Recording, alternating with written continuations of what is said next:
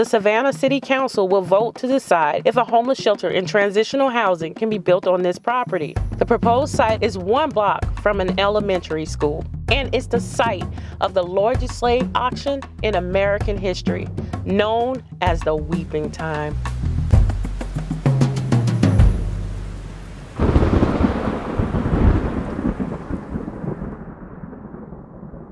I think about those mothers and fathers and those families who were kept in those stables over here. And I think about what it took for them to survive that until we're here today. I'm a 4th generation resident, so I know a lot of our story from way back. We are not transient people, we're embedded people. They call us Gullah Geechee. The old people used to say, y'all come now, we been now. Sweet Lord, sweet chariot.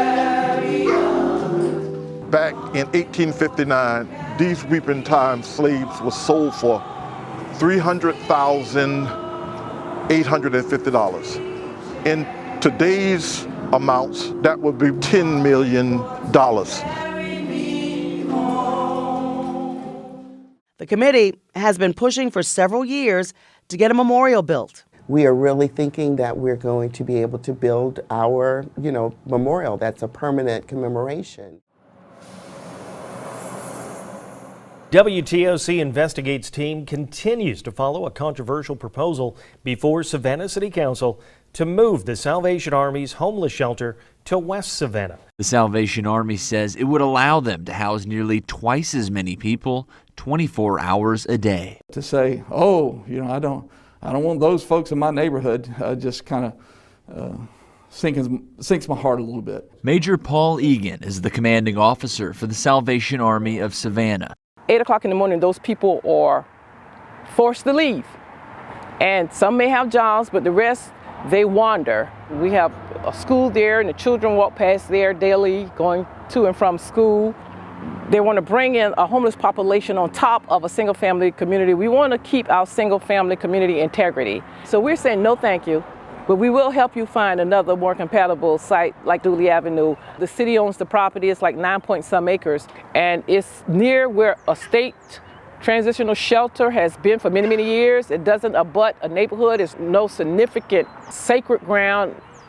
We can make this a win-win. I'll be willing to get my van to go pick up people, to bring them to worship service and help him find jobs.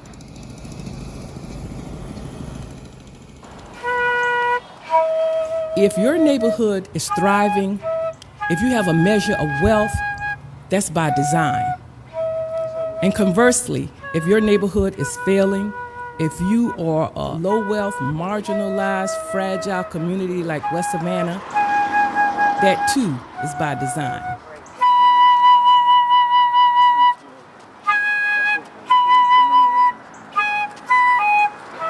Wherever there are the worst conditions, there you find the most opportunities. There's people who say, it's nothing over there. It was cheap land. They don't like homeless people. Nothing could be further for the truth. Amen, amen. Since 2012, I've been the pastor right here at this location. But it's just a few years ago that we found out about the Weeping Time. Savannah is touted nationwide as a historical city. We have nothing historical over here, but something historical happened. You can see the Salvation Army location is very close to this area. We do have an option. Yeah, see that? Okay. We do have an option. Well, I didn't know. See, she didn't know that. I didn't. But we can speak our opinion. Yeah, so we're citizens, and you want to ask Mayor Van Johnson to pick the other location. So if you just ask, so it's up to him. It's pretty much up to him. What should be put here is a place of contemplation, a place of reverence, somewhere where someone can sit when they're troubled, in a place where so many were troubled, and how no matter what trouble you're in, you can persevere. The media have presented this as if the community is split. That is an absolute untruth.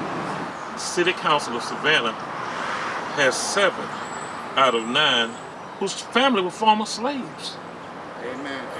Amen. And here we are having to fight to defend a piece of ground where more slaves were sold in a few days than any other place in the history of these United States.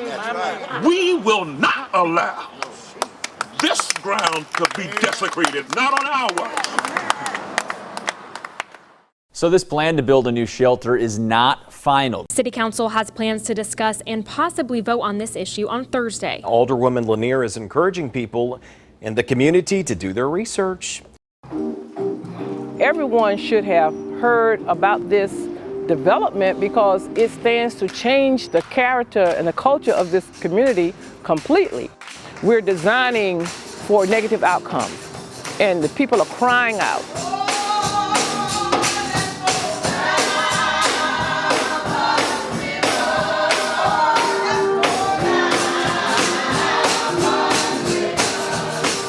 This is a pivotal moment for the history of West Savannah community and Savannah as a whole. Rise up.